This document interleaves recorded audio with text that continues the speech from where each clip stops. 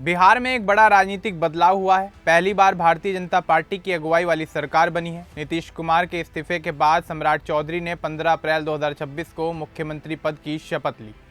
वे बिहार में बीजेपी के पहले मुख्यमंत्री बने हैं। फिलहाल कैबिनेट में सिर्फ 3 लोग हैं। बीजेपी से मुख्यमंत्री सम्राट चौधरी और जेडीयू से 2 उप मुख्यमंत्री विजेंद्र प्रसाद यादव और विजय चौधरी। बाकी 33 मंत्री पद फिलहाल खाली हैं। आज सम्राट चौधरी दिल्ली पहुंचकर प्रधानमंत्री नरेंद्र मोदी और गृह मंत्री अमित शाह से मुलाकात करेंगे।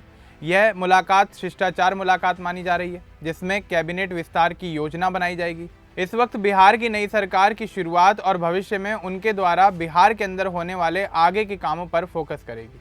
तो चलिए आगे बढ़ते हैं और आपको विस्तार से बताते हैं कि आखिर क्या है ये पूरा मामला। दरअसल नीतीश कुमार कई सालों से बिहार के मुख्यमंत्री थे। नवंबर 2025 में विधानसभा चुनाव के बाद बिहार में एनडीए की सरकार बनी थी। उस समय सम्राट चौधरी बिहार के डिप्टी सीएम थे। अप्रैल 2026 में नीतीश कुमार राज्यसभा चुनाव जीत गए। नियम के मुताबिक उन्हें 14 दिन के अंदर मुख्यमंत्री पद छोड़ना था। 14 अप्रैल 2026 को उन्होंने मुख्यमंत्री पद से इस्तीफा दे दिया।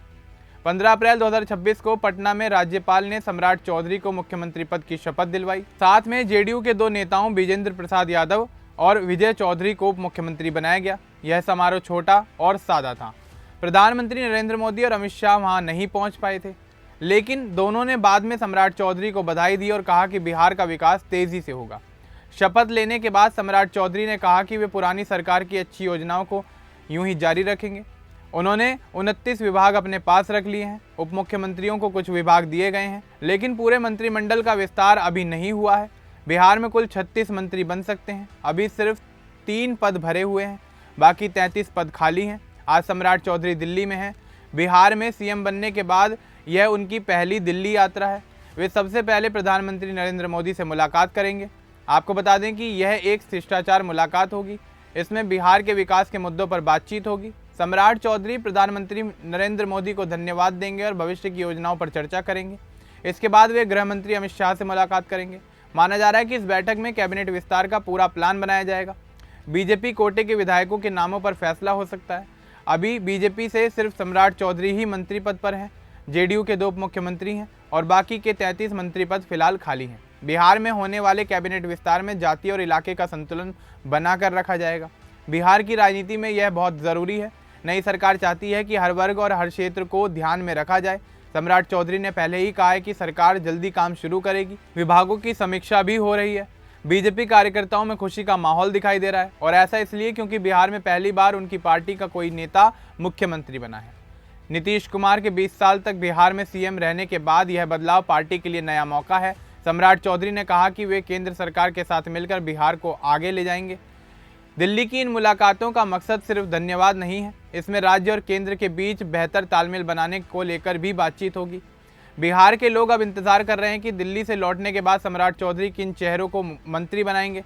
कैबिनेट विस्तार अप्रैल के अंत या मई की शुरुआत में हो सकता है। कुछ लोग कह रहे हैं कि मई के पहले हफ्ते तक यह काम पूरा हो जाएगा। पुराने मंत्रियों में से करीब 30% को बदला जा सकता है और बिहार की नई कैबिनेट में नए और युवा चेहरों को मौका मिलेगा। सम्राट चौधरी पहले आरजेडी में थे। 2017 में वे बीजेपी में शामिल हुए। उसके बाद उन्होंने बिहार में पार्टी के लिए मेहनत की। उप मुख्यमंत्री रहते हुए उन्होंने कई विभाग संभाले। अब मुख्यमंत्री बनकर वे पूरे राज्य की जिम्मेदारी को संभालने के लिए पूरी तरह से तैयार हो चुके हैं। आज दिल्ली की यात्रा बिहार की नई सरकार के लिए काफ़ी महत्वपूर्ण मानी जा रही है। मुलाकात के बाद सम्राट चौधरी पटना लौटेंगे और कैबिनेट का काम तेज करेंगे। बिहार के विकास के लिए केंद्र से भी मदद मांगी जाएगी। यह पूरा बदलाव बिहार की राजनीति में नए दौर की शुरुआत के तौर पर देखा जा रहा है। लोग उम्मीद कर रहे हैं कि नई सरकार अच्छा काम करेगी। सम्राट चौधरी ने पहले ही जनता दरबार शुरू किया है। वे आम लोगों की समस्याएं सुन रहे हैं। कुल मिलाकर 14 अप्रैल को इस्तीफे से लेकर 21 अप्रैल की दिल्ली यात्रा तक यह घटनाक्रम तेजी से चलता आ रहा है। अब सबकी निगाहें कैबिनेट विस्तार पर टिकी हुई हैं। बीजेपी और जेडीयू साथ मिलकर काम करेंगे। बिहार के लोग इस नई सरकार से काफ़ी उम्मीदें लगाए बैठे हैं। अब देखना यही होगा कि सम्राट चौधरी के नेतृत्व में बिहार की नई सरकार किस तरह से काम करती है। अब इस पूरे मामले को लेकर आपका क्या कुछ कहना है, हमें कमेंट बॉक्स में ज़रूर बताएं। बाकी इस तरह के और अपडेट्स के लिए हमारे चैनल को सब्सक्राइब करना न भूलें। धन्यवाद।